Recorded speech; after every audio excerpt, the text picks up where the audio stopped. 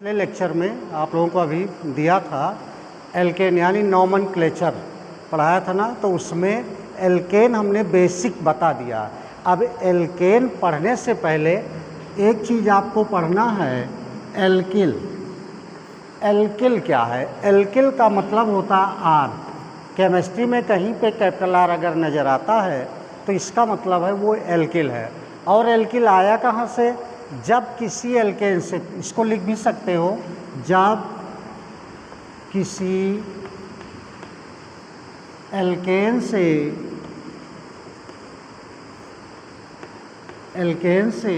एक इलेक्ट्रॉन कम हो जाता है तो इल अनुलग्न लग जाता है, अनुलग्न लग जाता है। ठीक, जब किसी एल्केन से, एल्केन कल हमने पढ़ाया था, एल्केन में से जब एक इलेक्ट्रॉन एक हाइड्रोजन कम हो जाता है तो इल अनुलग्न लग जाता है। जैसे हम लेते हैं CH4, ये क्या है? मेथेन। इसका कल बताया गया था, ये है मेथेन। इस मेथेन में 4 हाइड्रोजन हैं, इनमें से एक हाइड्रोजन आप निकाल दीजिए तो बचता है 3 हाइड्रोजन, मीन्स CH3। तो इसका जो सफिक्स एन है, जो सफिक्स एन है, ये एन कट के इसकी जगह पर इल लग जाएगा। तो ये बेटा क्या हो जाएगा? मैथ। और मैथ में जब एन काट के इल लगाओगे तो ये अपने आप हो जाएगा मेथिल। इस प्रकार से एल्किल ग्रुप मिल गया। तो एल्किल इसी प्रकार से एक कार्बन का लेंगे मेथिल हो जाएगा, 2 कार्बन का लेते हैं एथिल हो जाएगा, 3 कार्बन का लेंगे प्रोपिल हो जाएगा, ब्यूटिल हो जाएगा, पेंटिल हो जाएगा, हेक्सिल हो जाएगा। ऐसे जैसे देख लो C2H6 है, इसमें से एक H निकाल दीजिए तो ये बचता है C2H5। इसका नाम क्या है? पीछे बताया गया, ये है एथेन। क्या है? एथेन। अब एथेन में से जब एक हाइड्रोजन निकल गया तो ये बना क्या? C2H5, एक हाइड्रोजन कम हुआ। तो हमने कहा एन, जो इसका सफिक्स है अनुलग्न एन लगा है, इस एन की जगह पर क्या लग जाएगा? इल लग जाएगा। तो इसका नाम हो जाएगा एथिल। क्या नाम हो जाएगा?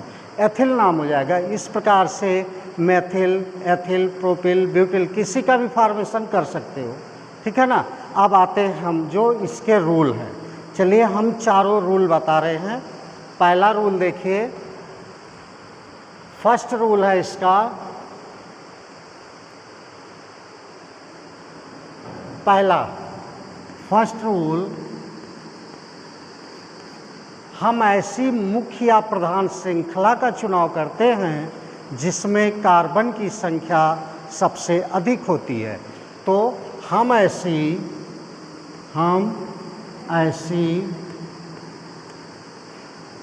मुख्य श्रृंखला का चुनाव करते हैं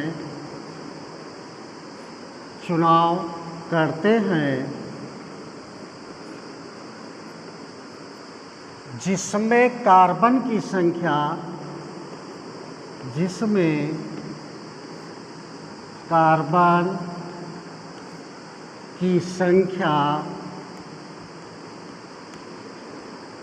सबसे अधिक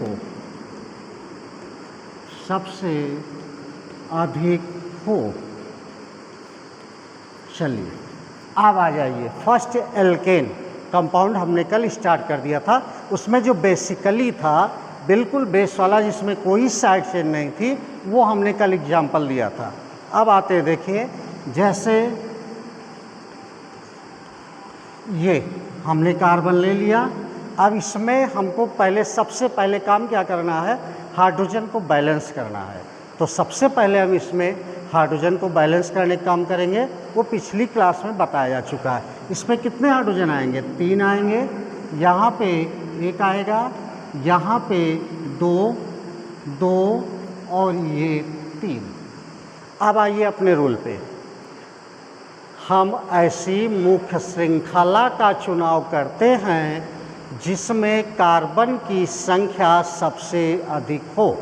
चलिए काउंट करिए, 1 2 3, 1 2 3, 1 2 3 4, 1 2 3 4। तो हमने कल भी बताया था कि अगर लॉन्गेस्ट चेन हमारी स्ट्रेट मिल रही हो, सीधी मिल रही हो, तो हमको तिरछा मिर्छा रूट चुनने की ज़रूरत नहीं है, ठीक है ना। तो इसमें जो सबसे लॉन्गेस्ट चेन है वो हो गई 4 कार्बन की। अब ये 4 कार्बन की हो गई, ये होगा बैलेंस में 3। तो 4 कार्बन में अब हमने ऐसी श्रृंखला, पहला रूल फॉलो कर लिया। पहला रूल हो गया सबसे लॉन्गेस्ट चेन का सिलेक्शन। अब दूसरे रूल पे आते हैं कि नंबरिंग उस तरफ से करेंगे जिधर से कोई साइड चेन नज़दीक पड़ेगी। सेकंड रूल देखिए, सेकंड रूल, नंबरिंग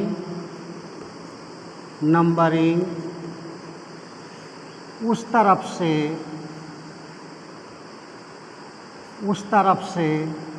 करते हैं जिधर से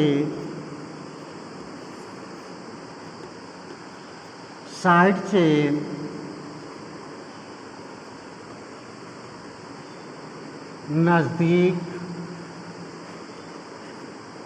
नज़दीक पड़ती हो।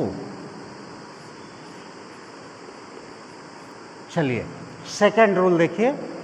सेकंड रूल, नंबरिंग उस तरफ से करते हैं जिधर से कोई साइड चेन नज़दीक पड़ती हो। साइड चेन का मतलब हो गया कि पार्श्व श्रृंखला, पार्श्व श्रृंखला, पार्श्व श्रृंखला। पार्श्व श्रृंखला का मतलब समझ रहे हो ना। पार्श्व श्रृंखला का मतलब हो गया जैसे एक ये वृक्ष है, कोई पेड़ है, अब इस पर अगर तुमको चढ़ना है तो ये वाली डाल पकड़ के तो चढ़ोगे नहीं, सबसे पहले ये वाली पकड़ोगे। तो वैसे सीधी सी बात है कि इसमें किधर से ब्रांच है, किधर से साइड चेन नज़दीक में है, उस तरफ से हमको नंबरिंग करना है। और जो नंबरिंग होती है वो हमेशा केवल जो आपने मुख्य श्रृंखला चुन रखी है उसी मुख्य श्रृंखला के कार्बन की ही नंबरिंग होगी, जो साइड चेन होगी उसकी नंबरिंग नहीं करना है। तो इसमें देखिए 1 2 पे एक साइड चेन पड़ रही है, इधर से आइए 1 2 3 पे साइड चेन पड़ रही है। फिर हमने रूल में आपसे कहा कि जिधर से साइड चेन नज़दीक पड़ती हो उधर से हम मुख्य चेन को नंबरिंग देंगे। तो इधर से नज़दीक पड़ रही लेफ्ट से 1 2 पे है तो नंबरिंग हो गई 1 2 3 4। अब इसके बाद में नंबरिंग कर लिया। फिर तीसरा रूल आता है। तीसरा रूल कुछ नहीं है, अब जैसे आपने यहाँ से नंबरिंग किया, क्योंकि साइड चेन यहाँ से नज़दीक है तो पहले इस पे देखिए कोई साइड चेन है, नहीं है। दूसरे कार्बन पे साइड चेन है। इस साइड चेन का नाम क्या है? अभी बताया गया, एक एल्किल समूह, मीन्स ये एक R है, एक एल्किल समूह है और एल्किल बेस पे एक कार्बन है, तो ये हो गया मेथिल। अगले पे कुछ नहीं है, चौथे पे कुछ नहीं है, एकदम सिंपल सा है। जो जिस कार्बन पे दिखाई दे उसी को लिखते चले जाइए।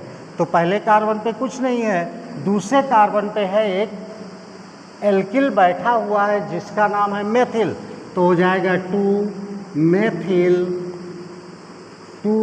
मेथिल। 3 पे कुछ है, कुछ भी नहीं।